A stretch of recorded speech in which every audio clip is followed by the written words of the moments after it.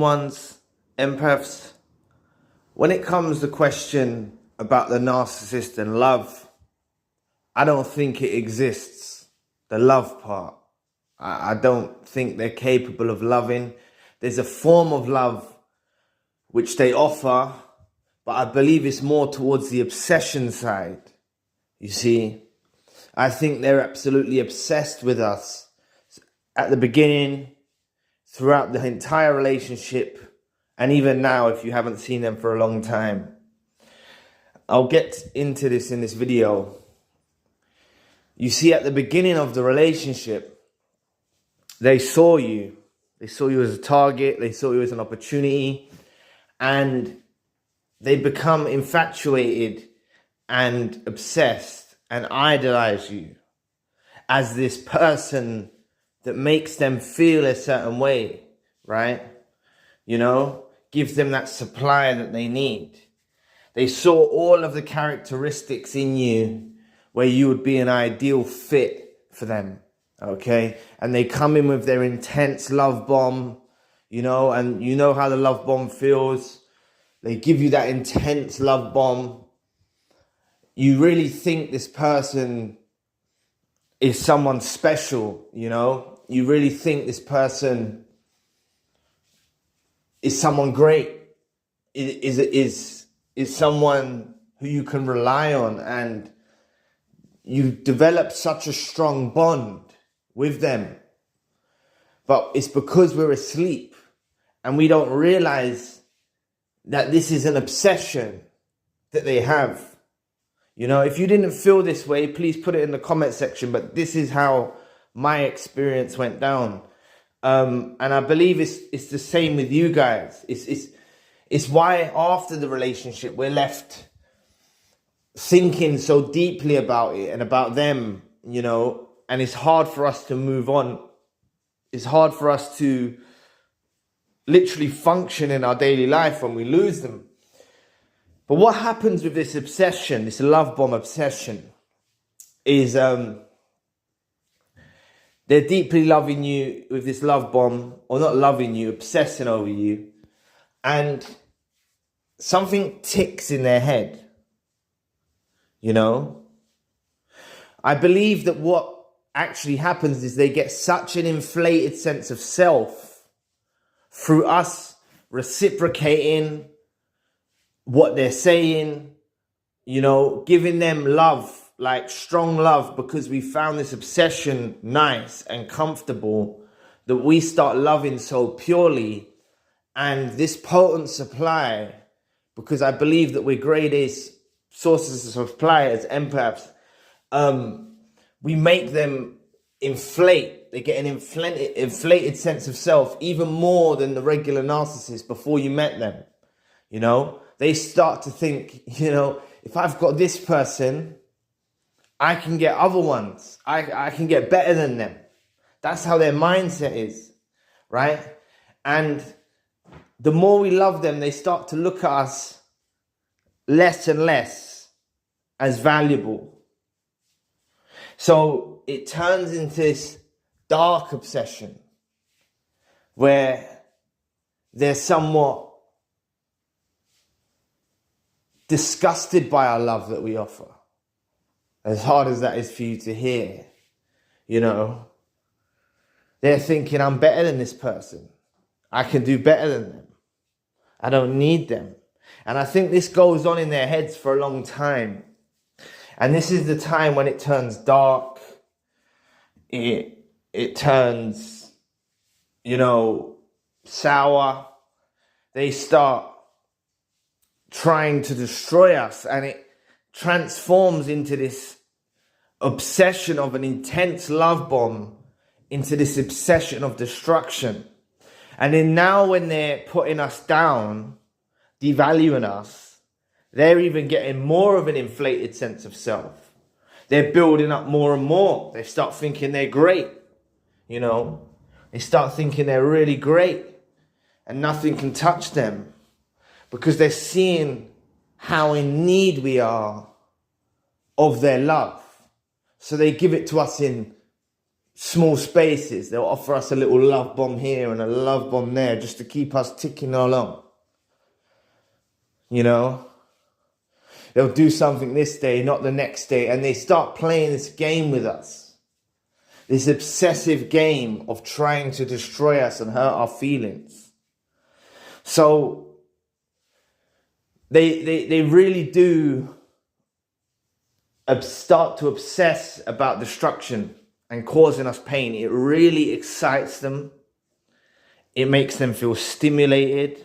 They get a euphoric rush of hurting our feelings. And this is the difference between what love is and an obsession is. You see, love will flow naturally. You know, you'll have your good days and your bad days, but you'll love each other nonetheless. You'll see through each other's flaws and mistakes. I believe you understand that we are flawed as human beings and we're on a development journey, and you wouldn't want to see your other half down or suffering. You wouldn't want to see them in pain. Even on the worst days, you know, even on the worst days when you've had an argument or something, you see through it and you don't want to hold a grudge, and you love for the other one. You love each other purely, right? But this obsession is so intense that it kind of represents in a false way what the love actually feels like. It represents it in a false way for what the love actually feels like. So it's like a mirage. It's not real. So we get the feelings of it as if this is a loving relationship, but really it's the obsession. So when it goes south and when everything goes bad and they start devaluing, smearing and cheating and lying and even more lying than at the beginning. They were lying at the beginning, but I mean, they start lying about things and you're catching them out now. This is also because they contain themselves at the beginning as well. They contained the darkness that lurks within them. They contained that and they held it behind the mask.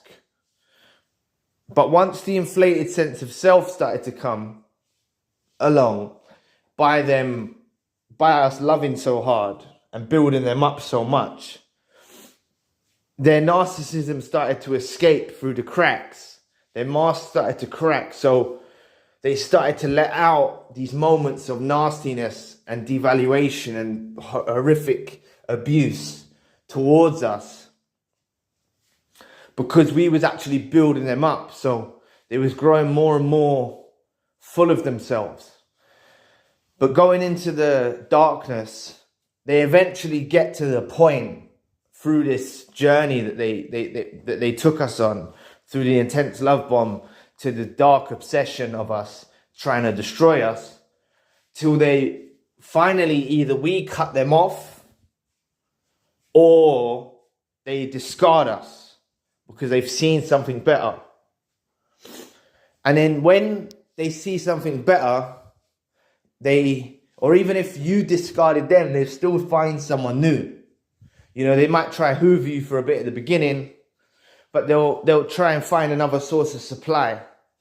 You know, they might be a bit more desperate to find something, and they might be without supply if you shock them, if you cut them off before they realized. But regardless if you were discarded or you cut them off, they then go off and start trying to obsess over this new person. And yeah, it will be great at the beginning, but they soon start to realize that it doesn't have the same impact as we had on their life. And this is when they obsess in the third stage. So there's 3 stages of this obsession. And you can't mistake it for love. You can't mistake any of this behavior for love. Realistically, you can't.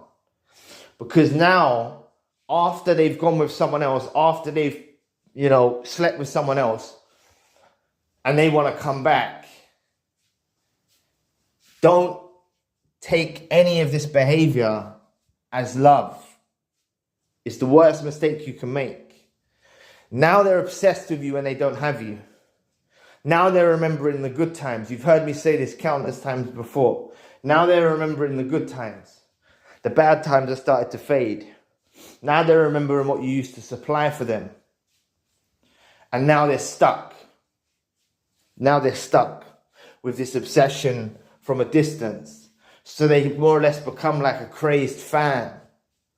Or a hater even.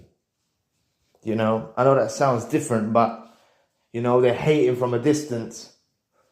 They're wanting to come back.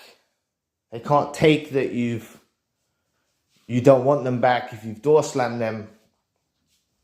Or for those of you that do let them back in, that's mistaking this obsession for the thing that we think is love. You see? It is an obsession, and they have various obsessions with people. You know, they can even have non-intimate obsessions, friends and family.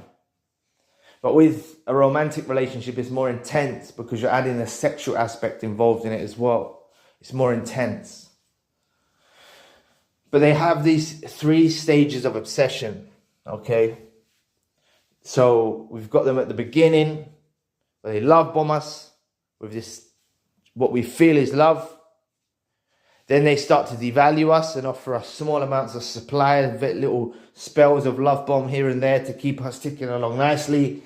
And then after they discard us or you cut them off, they go with a new supply and realize they're obsessed with us still. And they will go on for years and years and years with this obsession stored in their mind, weighing heavily on their mind. They will have this obsession about us going into the future. And it's something they have to learn how to live with. Because if you don't let them back in, this is why I'm in the experience that I'm in, right? My experience is different from you guys. Because, not all of you guys, some of you have been through this as well. But because I had police involved that literally told me I can't talk to them. So I didn't talk to them. You see? I couldn't just act off a whim one day like you might do, and you might want to send them a message or you might respond to a message.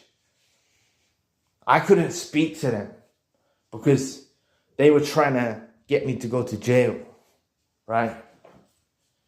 They were trying to get me to go to jail. That was their motive. And as I've told you before, they lied about rape with other people that are in their past, I believe. They put 2 innocent men in jail. And they were trying to make me the 3rd one to go to jail. But luckily I didn't go.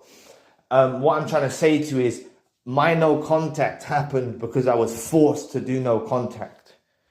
You know, it wasn't a battle of the mind, you know. It was in a way, but I knew there was repercussions if I contact them. But this is what left them. This is why no contact's so powerful, because you've got to imagine someone that tried to destroy me by phoning police on me, then decided to reach out with hoovers through fake accounts over the years. They've done this. They've reached out with fake accounts over the years. From dating apps to emails recently. They've reached out pretending to be subscribers, pretending to be other women. And then they drop their little nugget of information that it is them. They make me aware it's them. They're obsessed. And they're obsessed with destroying me too. Still. Because it's gone past that point of them knowing that I will never let them back in. They've even watched videos on this YouTube channel to know, and they've actually heard me say, which they didn't hear for a long time. They didn't hear what I was thinking for a long time. And now they know, because they've listened to the videos, that I don't want to be with them. So they can't come around me. So I believe their obsession, they're in an obsessed way. But this is what I'm trying to break down to you, that if you can enforce this no contact as well. Some of you have been through the same experience with police getting involved and stuff like that. But you've got to, I take it as a blessing that happened. You know, I take it as a real blessing that happened to me, because it literally cut someone out of my life that was dangerously obsessed. That was very ill.